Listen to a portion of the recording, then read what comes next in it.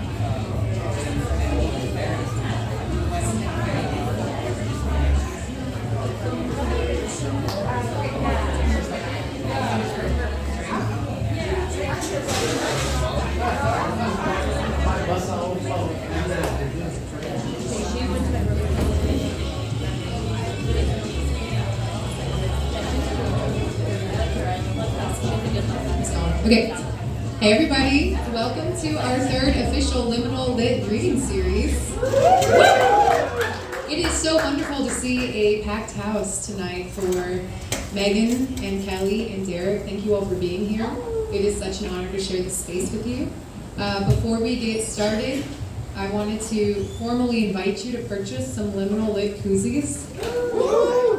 Please help support this endeavor. Also, I spent, this is not an exaggeration, thousands of dollars to buy liminal swag because that felt really important to me the other night when I was a little wine drunk and toasty in my house, and I was like, you know, we need the liminal koozies and hoodies and beanies and coffee mugs, which are over there.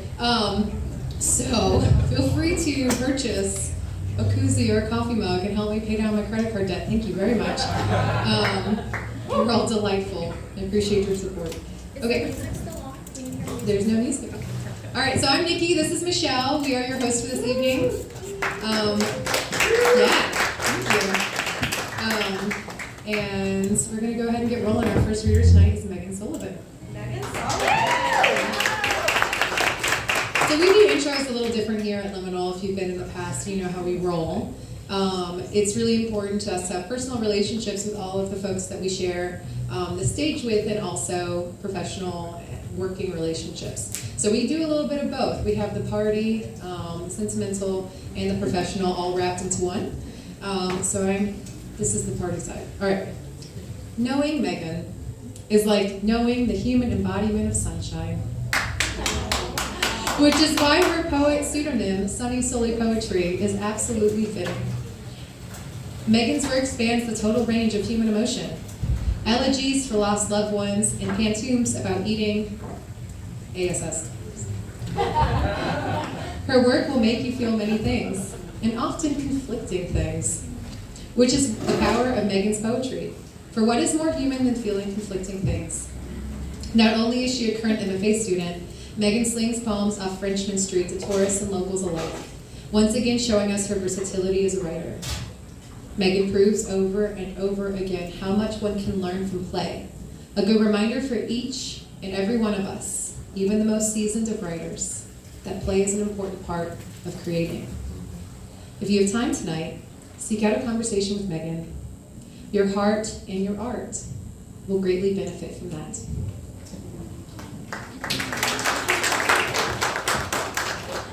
Meghan Sullivan is a queer poet and educator inspired by love, silliness, and ephemera. Currently pursuing her MFA at the University of New Orleans, she is the runner-up for the 2022 Andrea Saunders Garrity Academy of American Poets Award. And serves as an associate poetry editor for Bayou Magazine. You can find her work in Mightier Poets for Social Justice, Ellipsis, and more. Everybody welcome Meghan Sullivan.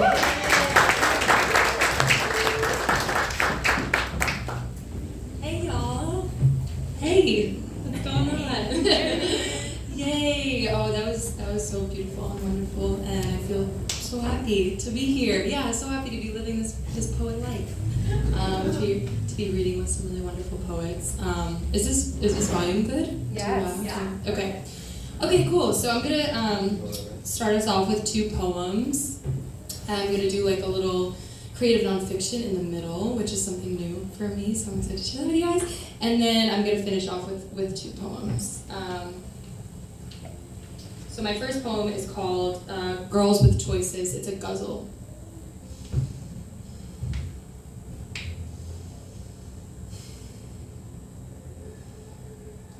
I keep mace in my fanny, taser in my backpack, smarts on street, wit on tongue. I'm a real girl on the run. I'm a girl's girl, but no, I've never been backstabbed. Just raped, and to my surprise, I was unable to run. As a kid, my hair was clementine, my cheeks freckled by the bazillions, and I snuggled mealworms. I'd hate to tell her, kid me, how I rhymed, how demons are faster than my earth body. I jog and they run. Alarm. 5:45 a.m. I sud my adult acne. Smell my mold armpit, pluck and perfume it, recite serenity prayer. Goddess, can you grant me a sedative script? For I keep having nightmares in which I can but choose not to run. The only thing I have to do is die. Tell me then why I spend time going on dates, working out, writing poems.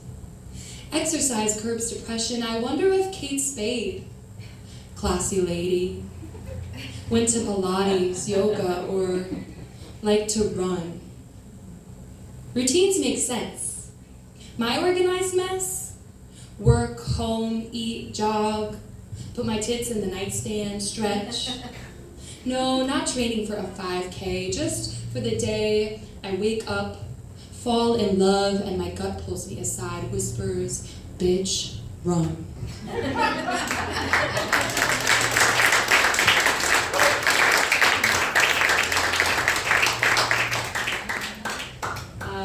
Okay, my next poem is called Purple Dinosaur. So, okay, when I was little, stranger danger was like so apparent in my consciousness, which it probably, if you have kids, it probably still is a thing, I imagine, right? I just don't have kids, so I don't talk about stranger danger. Okay, but, so my mom was like, we're gonna have a code word, so if a stranger tries to take you, you have to ask them the code word. Is this a thing? Okay, so, right, so I would be like, what's the code word, and I wouldn't get in their car unless they knew the code word. That's smart. I didn't know it. Is that a thing? Did anyone else have that? Yes. Okay, yeah, that was the thing. Anyway, that's not even really what this poem's about, but it's what inspired the idea for this poem. Okay, so it's called Purple Dinosaur. The color of your eyeshadow reminds me of Barney, a purple dinosaur. When I was little, Mom said we needed a code word. In case a stranger tried to take me, bait me with candy or tragedy, say something really bad has happened to your mommy. I wouldn't go with them unless they knew our code word. Purple dinosaur.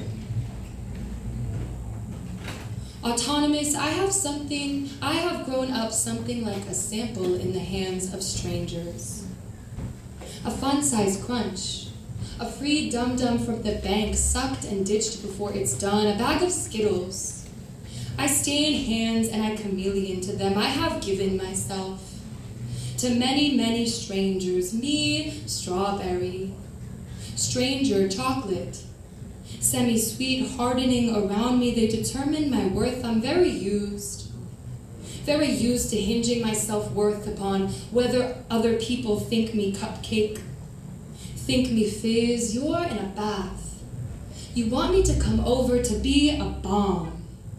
To petroleum jelly, the purple sparkles off your eyelids, then petroleum jelly myself out of your vision. I'm something like a Mike and Ike.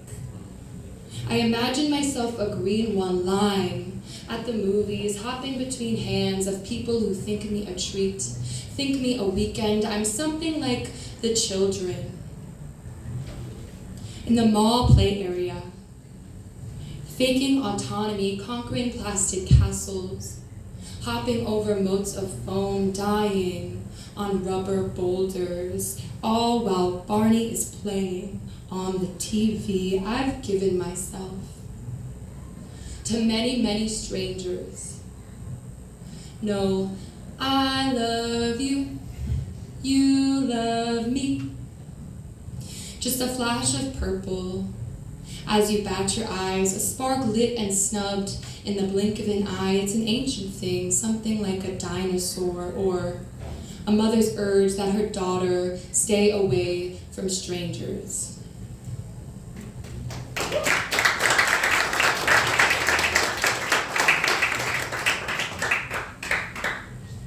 Okay. So I'm in a creative nonfiction class this semester, which I'm really enjoying, and I wrote a piece for it about the many ways that we remove body hair. Waxing, epilating, lasering, tweezing, insane the amount of options and the amount of money that the people up here know I'll spend on it and that I spend on it. There's also holistic methods, like you can use a sugar scrub, you can use an egg white scrub. It's all very strange and real. So this is about that. I'm going to read this. This is not so much a poem, I don't think, but it's called Egg Whites. And it's supposed to be like an ad for an egg white mixture to remove your body hair. Okay, egg whites. General information. Are you a kitschy granola chick itching to get rid of your face fleece? Are you yearning to get rid of your unsightlies in a natural way? Try this egg white blend.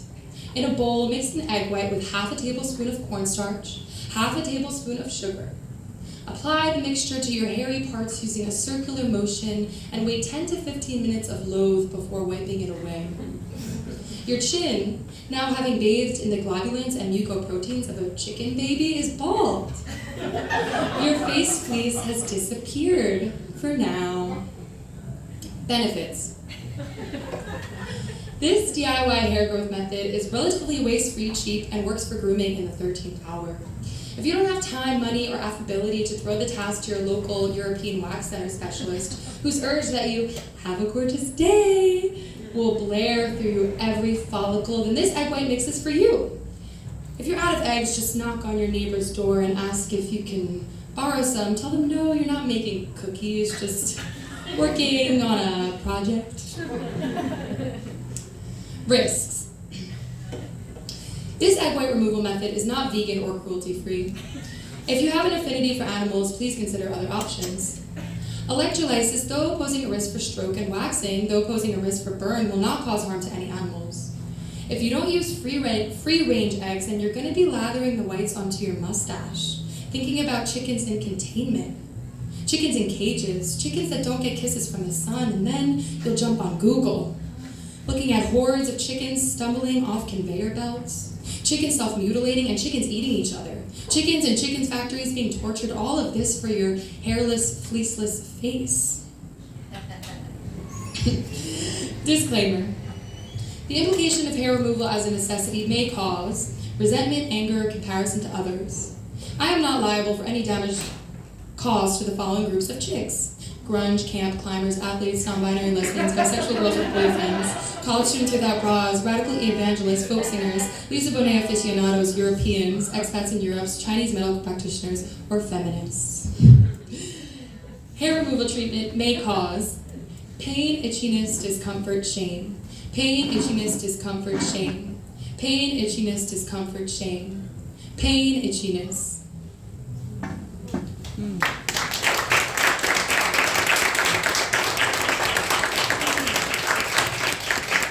Okay, I have 2 more poems. Are we good? Okay.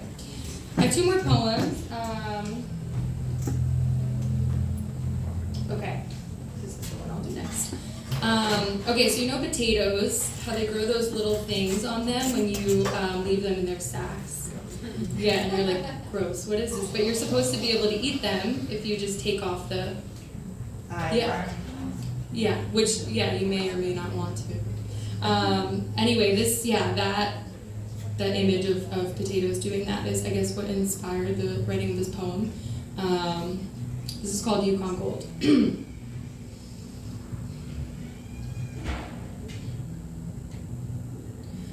Once, on Ocean Avenue, when I had bit my tongue, when there were no open-ended questions, a sick absence of vegetables, a waste bin brimful of knots, you could tell.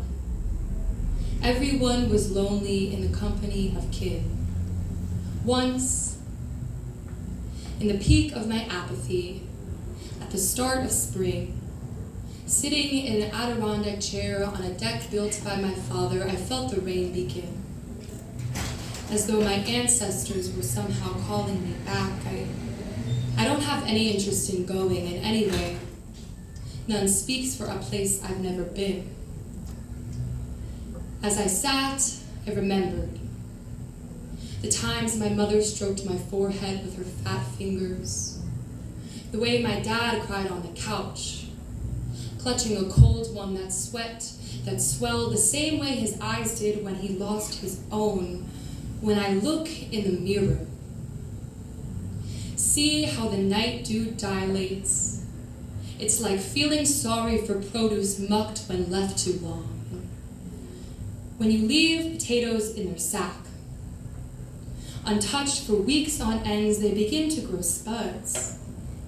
You can't help but think how ugly they've become, even though you know they're born of glycoalkaloids, defensive toxins to keep the crop from being so vulnerable. Still, I can't help but gag when they show themselves. I can see myself grabbing at the butcher knife, shedding the clean starched skin of anything that looks misplaced, and then these spuds, they're sitting there at the bottom of my compost. They are waste, and I flex my muscles as potatoes breathe clear.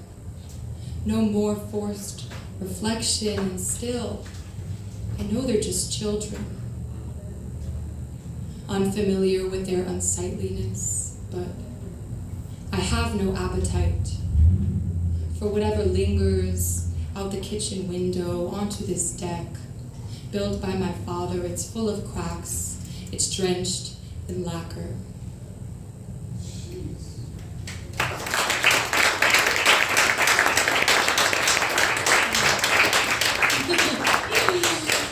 Okay, this is my last poem. This is my last poem. Yeah, not of my life. No, definitely not. We'll keep going. It's called Hungry, Hungry Ho. Yeah. Okay.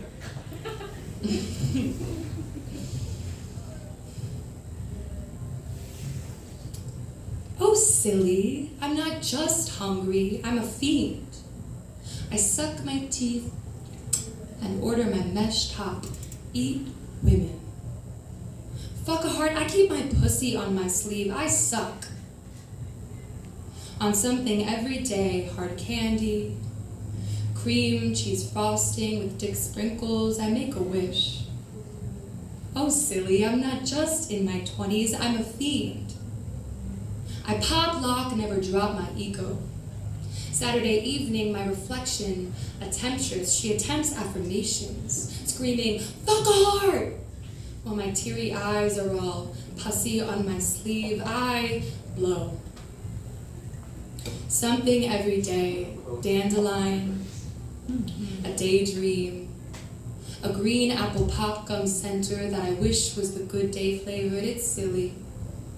This hunger for other, this fiending, this dream of spooning in my twin bed, you plus me, gay sardines. I open my eyes, and Barbara, my cat, is my sole companion. She pussyfoots the periphery. A fiend for escapism, she learned it from mommy.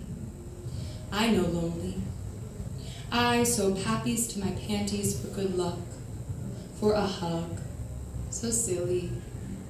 Me touch hungry, a fiend, screaming, please, someone fuck me. My heart, pussy, anything for some relief. That's it for me.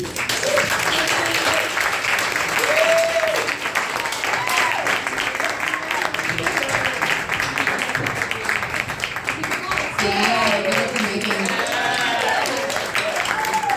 Just a side note, all week long I've been telling folks, they're like, oh yes, the Sunday's gonna be amazing, it's Meghan, it's Kelly, it's Derrick, and they're like, how you feeling? I'm like, really, really good. He said, Meghan's got some of these poems. And depending on who's in the audience, I just don't know. And I was like, I bet someone, I don't remember who, I think it's Sean. Sean's not here, huh? I think I bet Sean $10 that you'd read your gas eating poem, and you didn't. So I just lost $10, but he's not here, so it's okay. So no one tell Sean that I lost that. But yeah, it never happened. Yeah. Anyway, next up is Kelly. See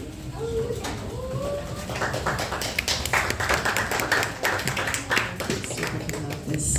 That's not over again. The pandemic certainly came with some unexpected gifts, and one of them was Kelly Harris DeBerry's debut poetry collection, Freedom Knows My Name, full of verses and concrete poetry, and even a link to audio versions of her work. I mean, what a real gift, yeah.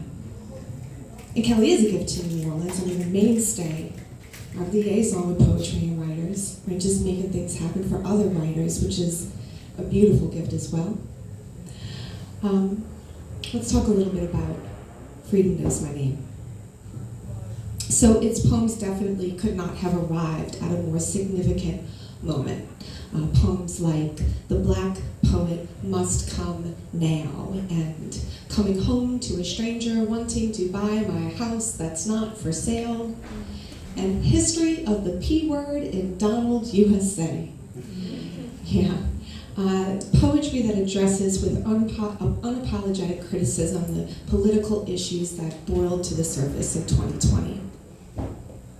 Yet the voice conveyed in her poems, their stories of love and betrayal, their entanglement of person and place, places like New Orleans and Ohio and the great old US of A.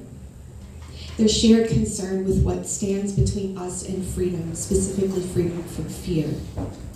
And how these shared stories, through these shared stories, we can attain that freedom.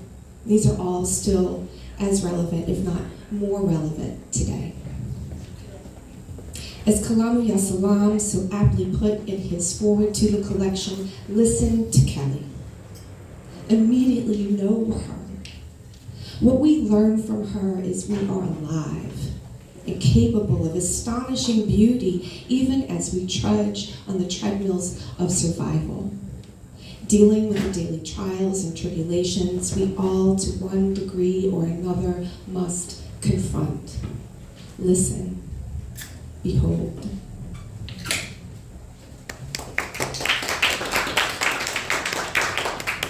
Kelly Harris DeBerry is the author of the poetry collection Freedom Knows My Name. Her work has been featured in publications including 400 Years, The Story of Black People in Poems, Written from Love, 1619-2019 from Third World Press, I Am New Orleans from the University of New Orleans Press, and Words, Beats, and Life, the Global Journal of Hip Hop. She has produced literary visuals, including Black Love, A Sustaining Force Post-Katrina. Kelly has done professional work for Poets and Writers, Inc., and the National Endowment for the Arts. She is the producer of the podcast, How I Got Ova, a podcast that interviews Black women from Louisiana. Kelly is the recipient of fellowships from the Fine Arts Work Center in California and earned degrees from Kent State University and Leslie University's MFA program. It is our absolute pleasure and such a blessing to everyone here that Kelly Harris DeBerry is here tonight. Give it up for Kelly.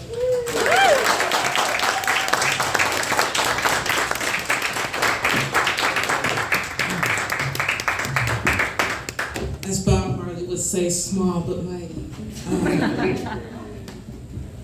Wow.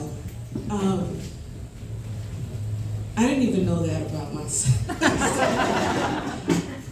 It's good to be here. It's good to be back on the mic. I've been kind of underground for a little bit, just taking care of myself and family. I want to dedicate this reading to Kalamu Yasalam and Dr. Jerry Ward, who have been just instrumental in my life and so many poets in New Orleans. When Kalamu sent me his remarks for my book, I called him right away and said, I don't think I deserve this. I don't know. What if I can't do that? I don't know if this is me. He said, well, don't make a liar out of me. So I tried to not make a liar out of him. Let me begin with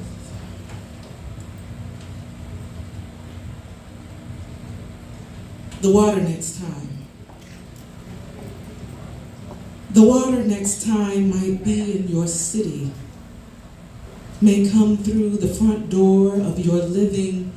Under floorboards there are drummers, decoding sins, craving rainbows, breaking every neighborhood into before and after. What shall we call this season? Justice, God, disaster? Ask Flint, ask New Orleans, how a city thirsts in a penthouse country. I hear the kettle boiling, weeping for everyone who said never, never, while sliding on snow heels where water is water. We, a chorus, so salt and swimmers. Ask your mama how water breaks a body into silk and zip codes, them, us, north, south, humans turned over like soil in beds. How can you sleep at a time like this, when the earth could have been more than a purse, a heated graveyard? Who peeled the sun and sold the limbs? Who sliced the land for king-size living? Who burned the sugar from the stars? We, the water, we, the wounded.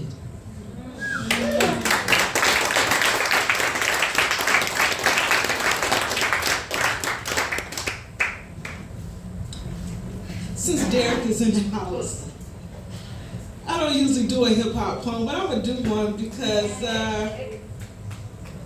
for y'all who don't know, I didn't know Derrick as a poet. I knew him as an MC, a dope MC. And see if I can find it. Bear with me, y'all, just a little bit. I had it tagged when I was sitting over there. I'm going back over there. The way it was for Black Elephant, for Derrick.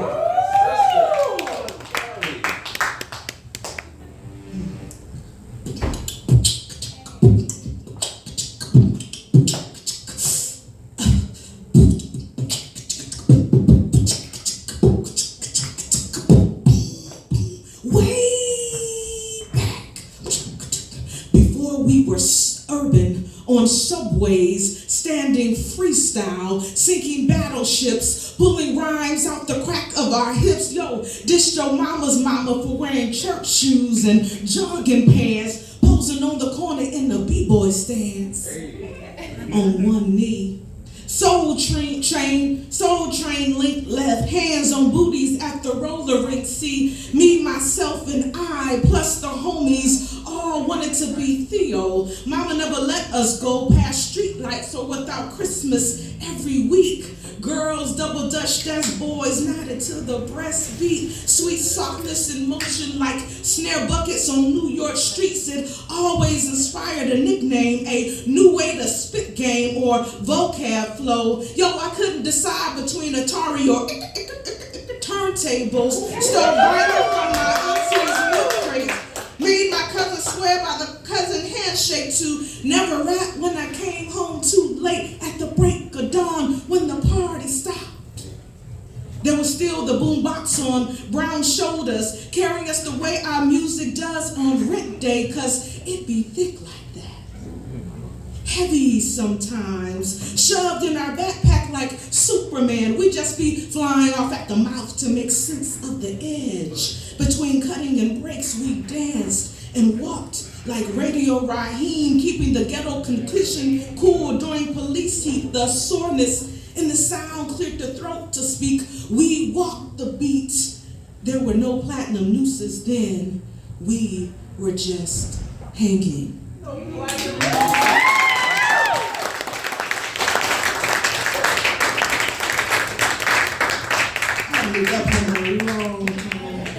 Oh my God. Let's see. I have my notes here. Disruptions. As many of you know, Take 'Em Down, Noah was very instrumental in taking down a lot of the monuments. And the sister who was leading it, why can I call her name right now? Angela. Thank you. I had a brain freeze. My daughter loves her, just loves her, but they were protesting late one night. And there's an image somewhere online of her with a bullhorn, like walking and leading the people. And I was sitting at home with my daughter, and I was like, I want to be there. I want to be in the streets too. And so I wrote this inspired by that, Disruptions. I watched the news in unison with women rocking babies asleep, folding laundry in piles of days while Ferguson burns its garments. We seen soft uncertainties work doubles, lift heavy men, use every muscle to smile. A woman talking like everybody's niece holds our demands on cardboard. Under streetlights, police sirens flash across her black determination. I wonder if she knows me and us who weep behind duty and closed doors. We who cannot march without the consequence of empty refrigerators, payments, and feverish children want to die in the fields too, where the crown of the people brush truth down our daughters' backs. I want this midnight courage that cracks its voice at darkness, demands answers at the front lines, sends war cries over the hills of night.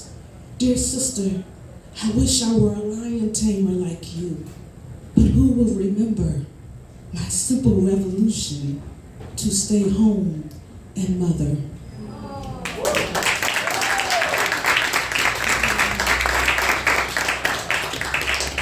A lot of these are short. Am I okay? Super Sundays for New Orleans. See if I can find that. I have to do a New Orleans poem for sure. I'm sorry, y'all. I had these tagged, but I'm struggling. So I'm shaking. Somebody asked me, do I still get nervous? I do. Super Sunday for New Orleans. Black people, ordinary royalty, crown themselves in bold-faced streets, tip their heads back into unpredictable skies, dance between bad days and bright feathers. Gold teeth, sweaty women squat low and nest on this unbreakable city. Burdens laid down under the bridge, on a porch, on a rooftop is how you fly away for a moment, a lifetime. Trumpets and trombones point back at God. This is the sound of the people who came through bloody waters, afloat on faith and ancient drums, dancing to remember how to unchain the body, return it to sea. Look at this Sunday, unspeakable joy, all the glory, all the footwork.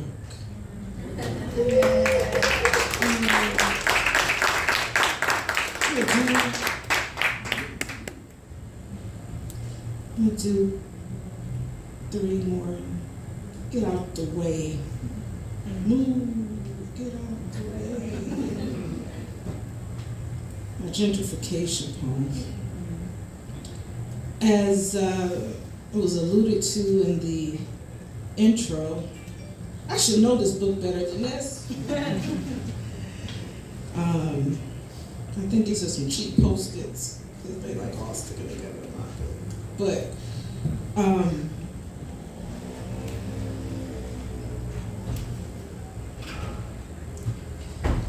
true story, my daughter and I were pulling up to our driveway, and there was a woman in our yard taking selfies with our house.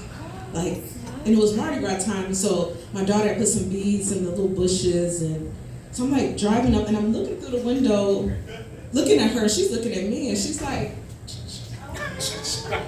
and I'm like, is she gonna, like, it was like a surreal moment. And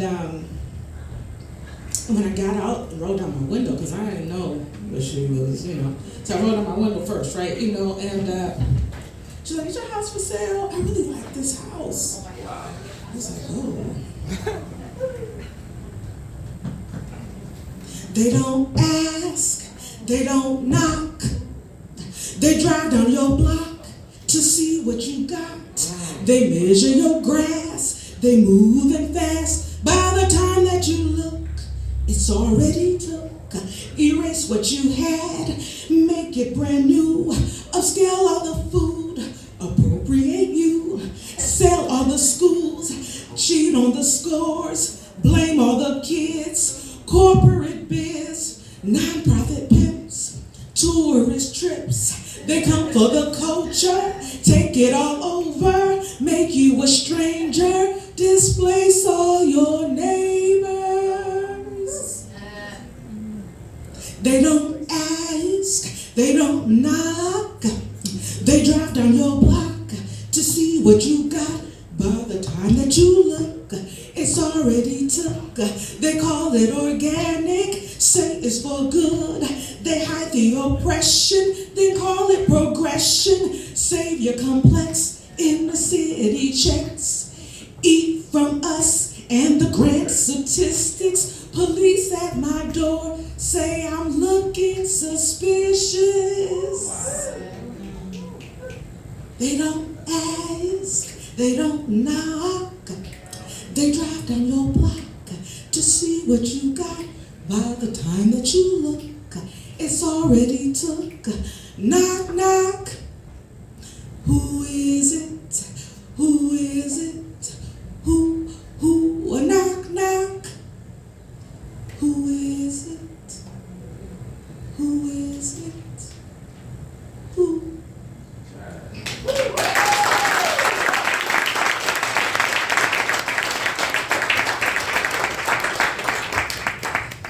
Get out of the way.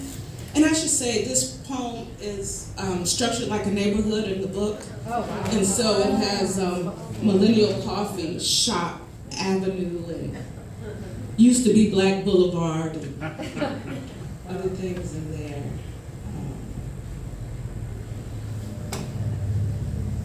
I'm not going to do Miss Potato. I'm going to leave Rachel Doris on the line tonight.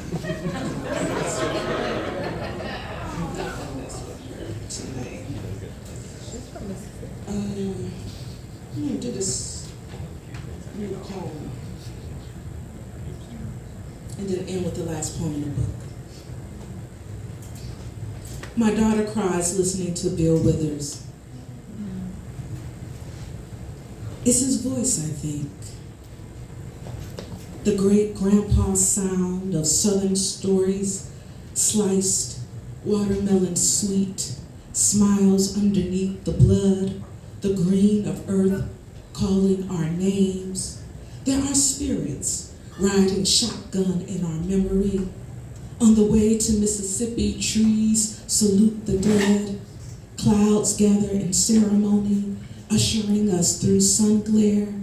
On a road trip, you think about why you weren't born when your grandparents were living and the family was laughing. My daughter wants to know, who is this man singing on the radio that loves his grandma too? Do we know these hands? Do we know this church? Bent in the sun, blowing kisses through cotton, watering our blues. I wish you were held like a guitar on the laps of kin who rocked their worries on porches, bragged to midnight. I wish you knew, front room women, the doors of your flesh. It's never too late. Enter this sorrow, view the bodies, weep and hum. Last poem. Thank y'all for listening. Thank you for inviting me. I talked about my daughter who's 10, and when the pandemic happened, she was really afraid. She thought the world was literally coming to an end. She wouldn't have her friends. She just was so afraid, and she cried a lot.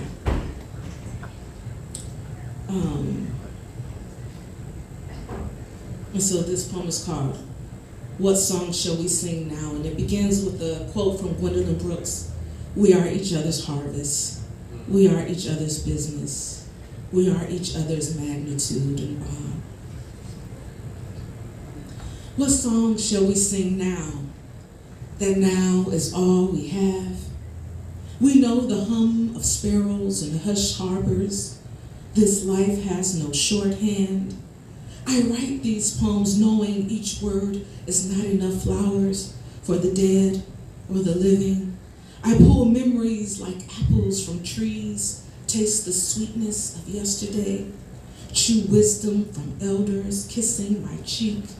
I see children in front yards, smell Sunday dinners, echoes of tambourines still fill this temple. The glory of everydayness turned cold. What songs shall we sing now? Sorrow pins itself to us like a corsage. We dance with memories and tender hope while the world is swollen with rage. What is the temperature on your tongue? What new versions of ourselves must we make? What song shall we sing now over the dead and the days we can't breathe back? Can you preach yourself out of the blues? Can you preach yourself out of the blues with the church? Oh, we weary people been waiting, water and worry for lifetimes. This is not a depression poem, but pray for me. This is not a depression poem, but pray for me. This is a song for Zion, for suffering, for people I could only touch in a square of newspaper, for the distance between mama and me, for the dead that died alone, funerals on phones, students dying for hugs and recess. Who's zooming who's driving by, waving through windows. I want to read your lips and know you're okay. This is for the sudden shock of you got it, and for the people who say, I'm not religious but pray. This is a scream to our government rolling over our flesh and land. This is a warm prayer with no answers. What songs shall we sing now? I reach past the tears in my throat, searching for a song in this valley. Must be a sermon somewhere in a newborn. Must be joy coming in the morning. Even when we are mourning, we are alive. Even when we are mourning, we are alive. And that is the bread given to us this day. O Lord, give us this day.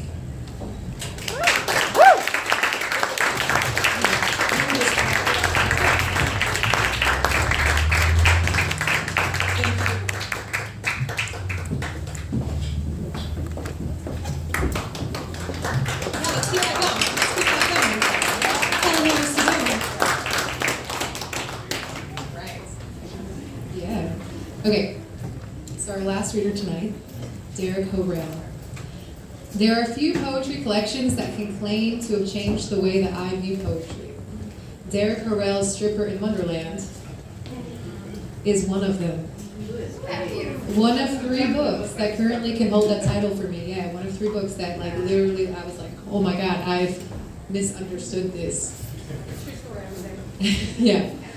I encountered Stripper in Wonderland last winter when Henry Goldkamp In classic Henry Goldcamp fashion, sold me his old copy from the trunk of his car at 10 p.m. in a back parking lot on UNO's campus. Of Derrick's book, Henry said, "Carolyn recommended it, so you'll probably like it." Understatement of the year. For me, Stripper in Wonderland embodies the kind of language play and versatility I was craving after months of tweaking the same 50 pages of my first manuscript, aka my MFA thesis. It was, God, y'all, it was refreshing. It reminded me that poetry is fun, and that when poetry is fun, it is all the more devastating. After Roe v. Wade was overturned, I tweeted a picture of Derrick's poem, Baptist Memorial, which ends with the line, eulogizing, "She'd rather die than birth this baby," with a line break in quiet. Derrick reached out to me, and we started what so many other writers before us have done, a correspondence. When I knew Liminal Lit was beginning, Derrick was the first reader we invited, because I knew that I wanted to be a part of lifting up his work. His most recent book, Come Kingdom, is everything I have said and so much more. It's the kind of book that you put down on purpose because you don't want it to end, because each poem is more than enough to sustain you for that day. And that is who Derrick Harriell is as a writer. Someone whose work in this unjust, wild, achingly beautiful world that we all live in. His work will sustain you, at least for one more page and one more day.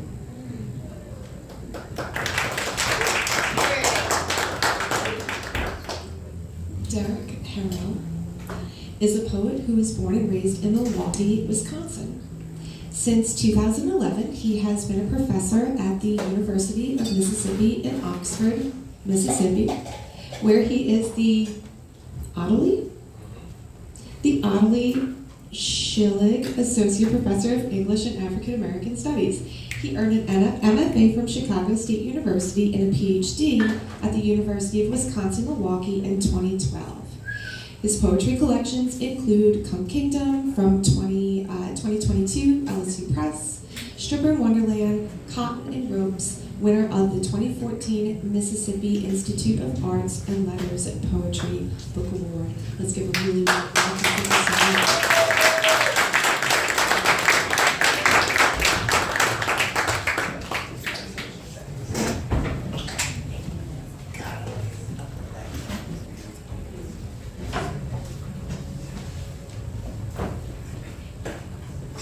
Meghan and Kelly, why'd y'all do that? Really? I really came in thinking I knew what I wanted to read, and now I have no idea. So y'all, please bear with me as I just turn the pages of my book and see like what y'all feel. Nikki, thank you so much for the invitation. Thank you.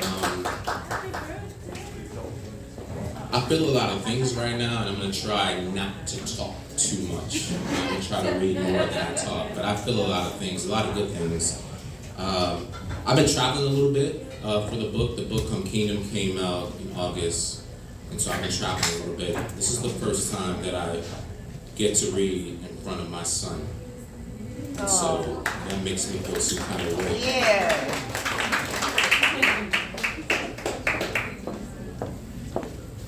Just some quick context. Come Kingdom, I'm going to read from Come Kingdom.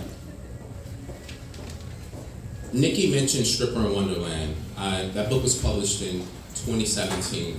And after I finished that book, I told myself that I wouldn't write another collection of poetry for quite some time.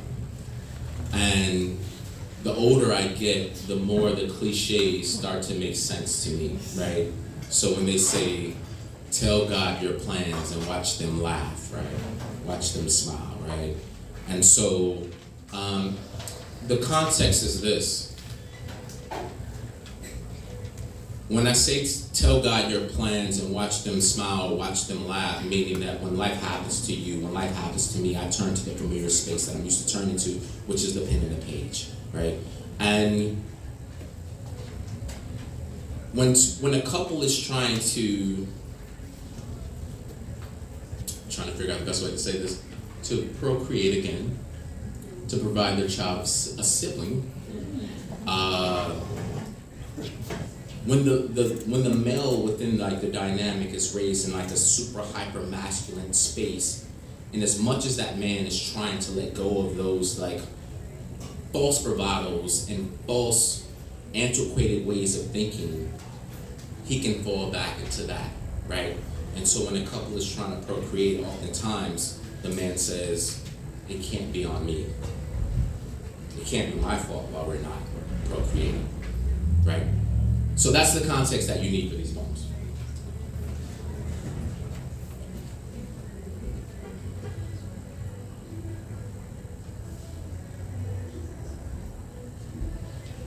Is that future? And I want to say, New Orleans, I love y'all so much.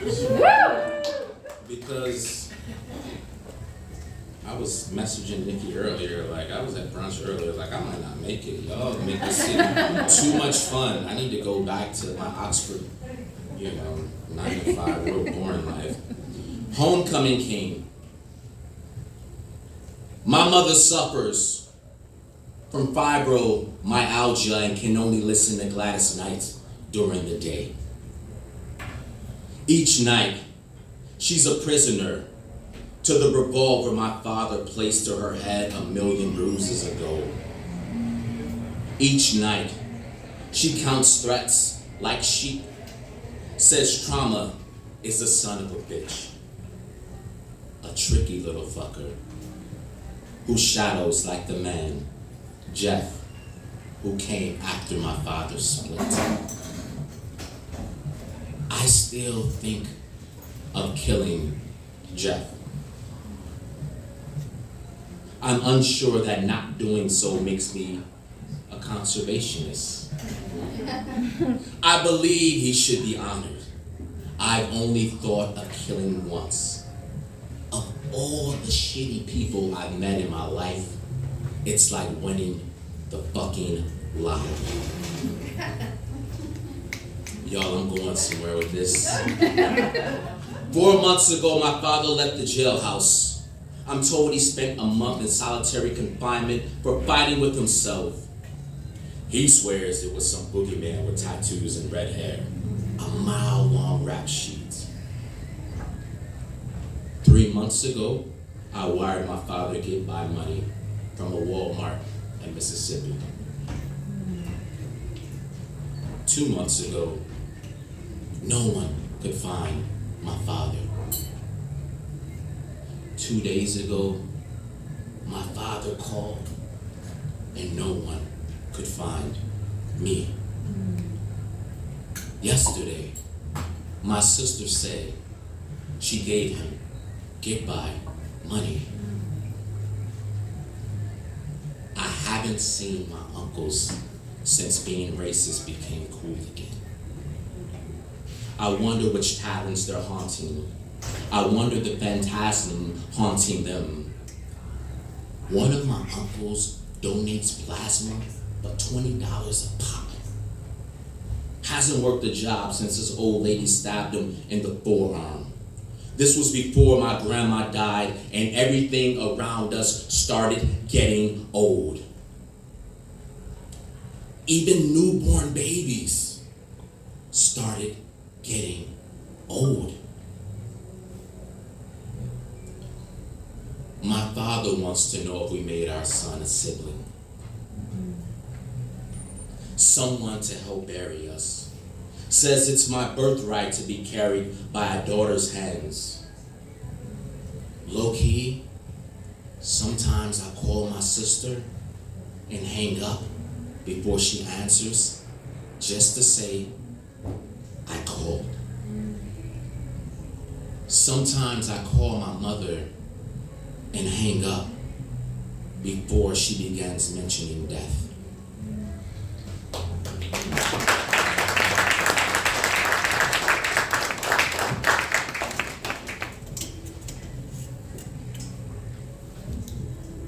I didn't plan to read none of this. Meghan and Kelly, y'all put me in the space. I guess we're going there tonight. We're gonna go all the way there tonight.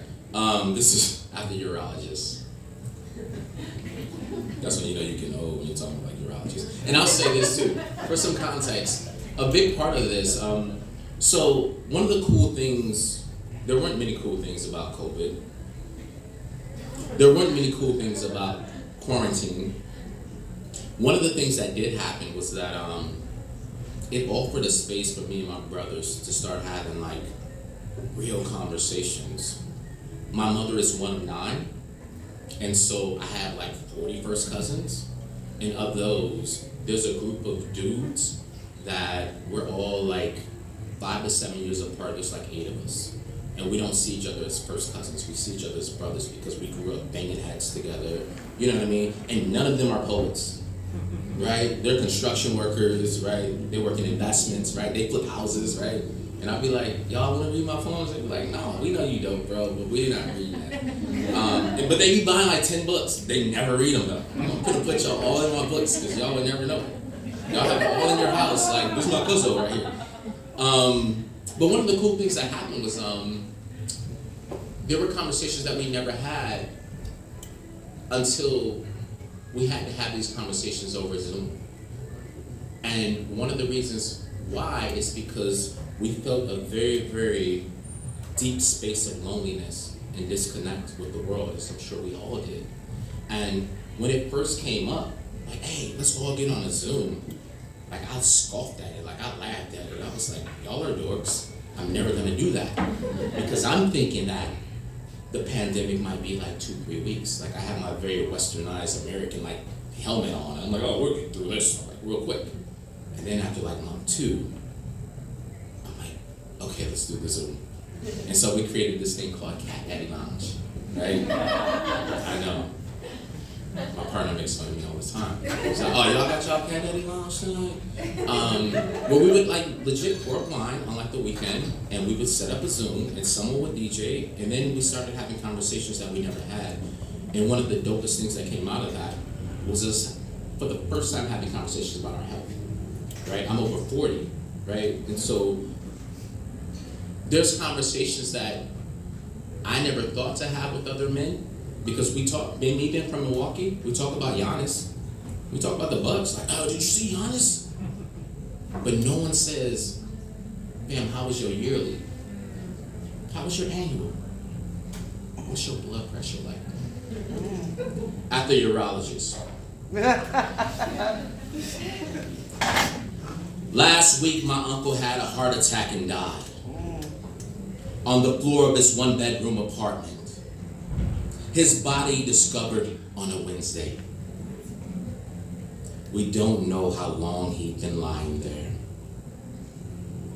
Last week, a friend lost half her nose. Face cancer removal. I'm sitting in the urologist's waiting room trying to retrace the nose I remember. I'm sitting in the urologist's waiting room waiting to die from too much waiting. I'm at this waiting stage in my life, and I don't know when things became this way. 2 elderly women walk across the room holding hands. They collectively do paperwork. One calls the other, Mom. I'm considering every bad decision. I'm considering the condition of the testicles I'm sitting on. I'm considering the health of sperm and blood and urine, the price of these things inside me. What, dear Lord, are they really for? A middle-aged man in a cowboy hat leans against the front desk, clutching a yellow paper. He's whispering to the secretary. He's asking why our maker manufactures all this complicated beauty.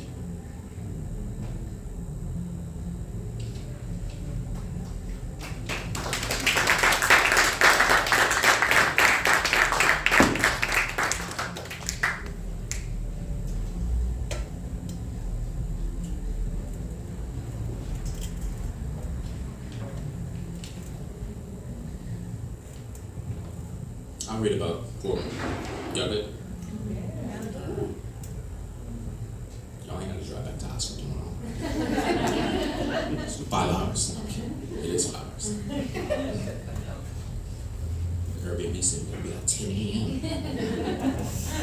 up in like noon.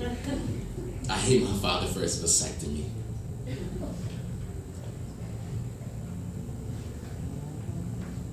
Each day my aunts call asking what I plan to do.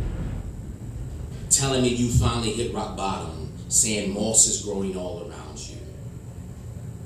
I tell them I plan to do nothing. Nothing. I tried saving you my whole life.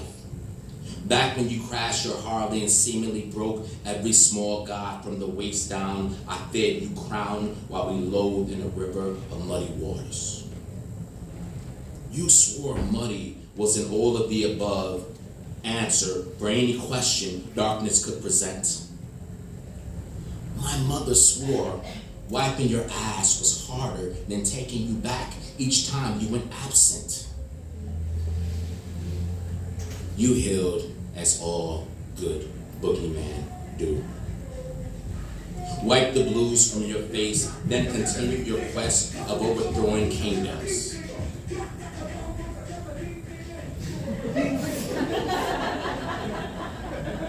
Like, real talk, I haven't read in this kind of space in like 8 years. Like, I be in libraries now, like I be on campuses now, like, I'm like, I forgot, like, okay, let me go. So I'm gonna let that go. I'm gonna let that pass. I've seen whole husbands turn half king around you. Seen you move into another man's castle after hauling his things to the sad side of town. I always thought a love triangle would finish you. My aunts hate me when I tell them I plan to do nothing. They don't say it, but I've been hated enough times to know. I'm told hate is like holding your breath and expecting someone else to suffocate. So sometimes I hold my breath until I'm almost blue. I hold my breath until my phone rings and someone tells me you're suffocating and everything around you is turning deep blue. You called 3 days ago. We shared our favorite scars and laughed at my aunts for thinking you couldn't be saved by God saying much greater than me. You said you'll die in the rapture of a Speakeasy's last call. I told you I was coming back to Milwaukee in 2 weeks. You told me the sky is falling on its face.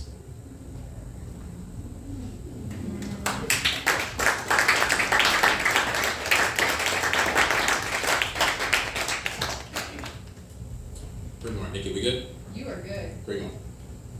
I'm gonna dedicate this to my son, Derrick Harriell.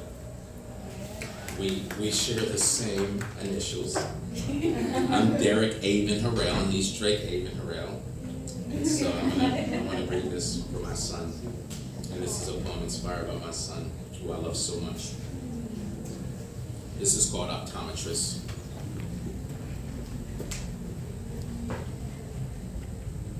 If seeing was a sense I valued, then this morning I'd be on my way to visit an optometrist. Instead, I'm watching the way shadows crowd outside my dining room window. I've released the blinds. Outside, Mississippi is one bloody blur. Clouds gather to hold court, deliberate the worth of our son. Today is Confederate gray. And if I'm going blind, I wonder if I've seen enough.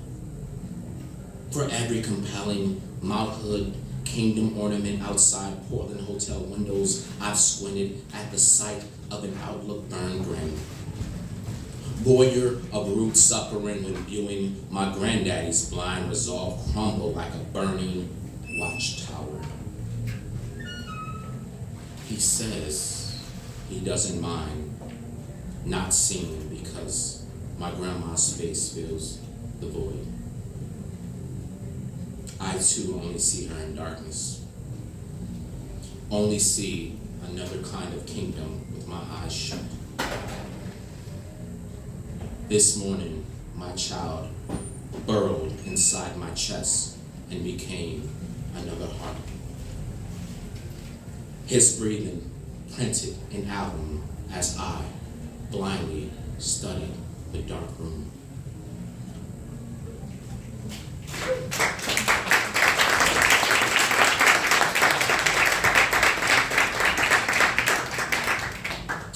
Two more. Thank y'all so much. I really appreciate it.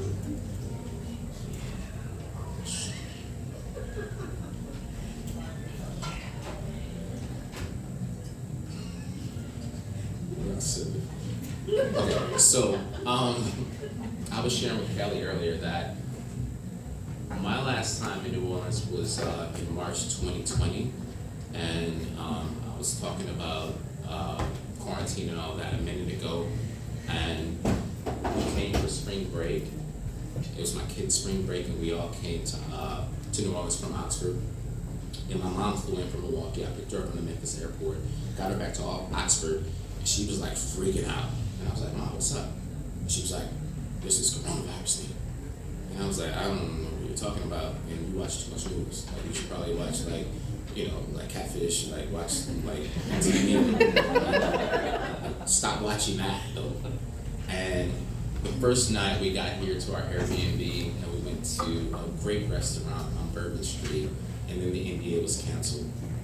And I know when they're canceling multi-billion-dollar events that, oh, this is a real thing, you know. And in that moment, I started looking around the room. Again, this is spring 2020, and I'm looking at everyone like it's moving. I'm looking at their teeth. I'm looking at their feet. I'm like, oh my God, you probably had it. Do I have it? I probably had it too. Right? And it just became really real. And so it's so great to be here after 2.5 years. But that moment inspired these two poems. And these are the last two I'll read. And these are part of a sonnet sequence, a crown sonnet.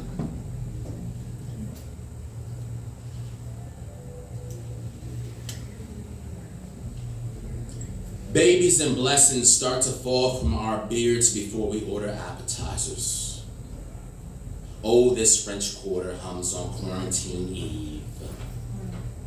This spectacle of desperate is everything I wanted to sink my dreams into.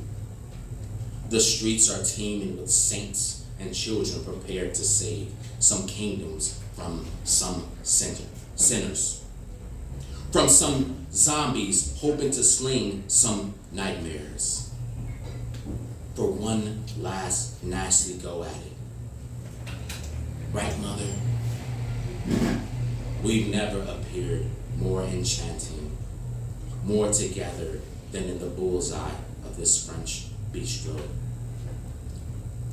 Merlot drags down your blouse, Mother, the only thing more saved than us. Bring the quarantines. We have nothing to need these nights.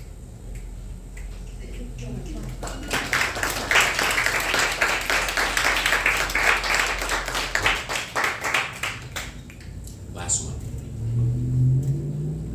We have nothing to need these nights.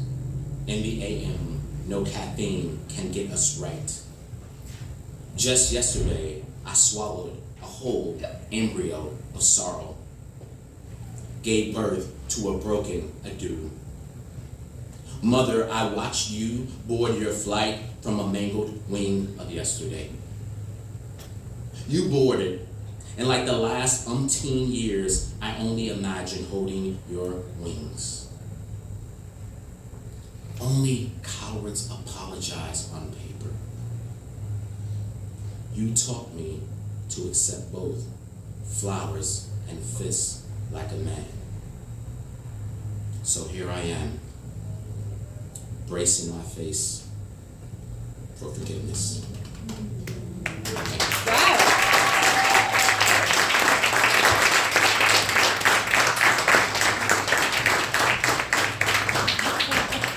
Give it up one more time for Derrick. And to all of our readers, for Kelly and Megan. Thank you all for being here. Give it up for yourselves. Thank you. This was a truly, gosh, magical seems so cliche, but yeah. Dang, this was amazing. I wish I could live in this moment forever.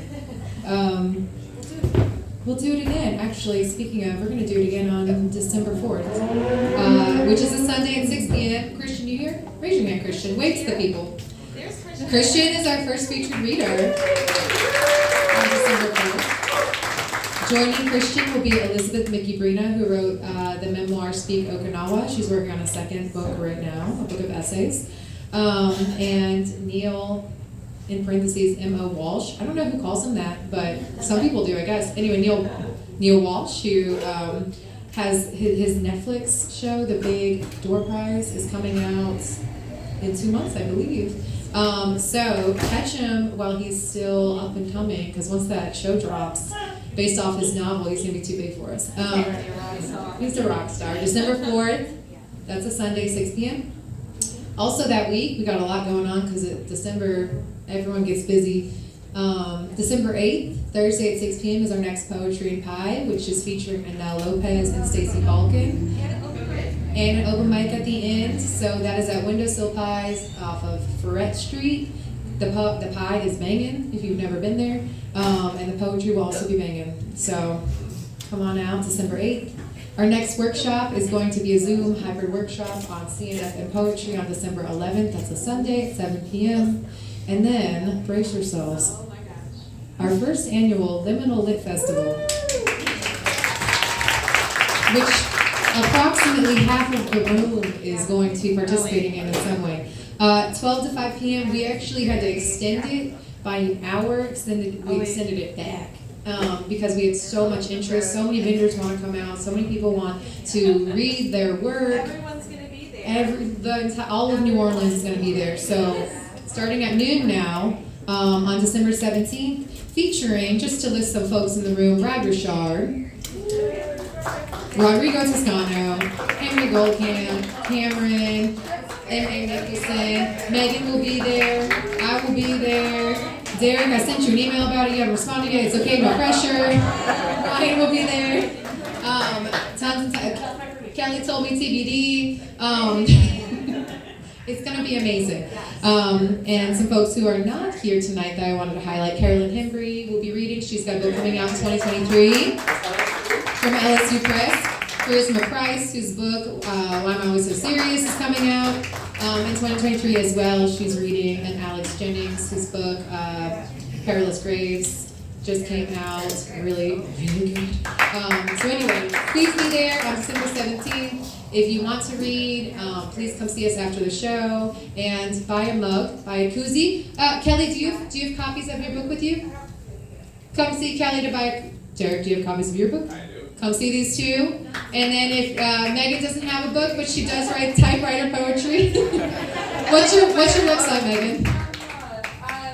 Come talk to me. Just come talk to Megan. She'll write you a poem, and it'll be amazing. All right, see our featured readers, buy some drinks, tip the bartender. We love you so much. We'll see you soon.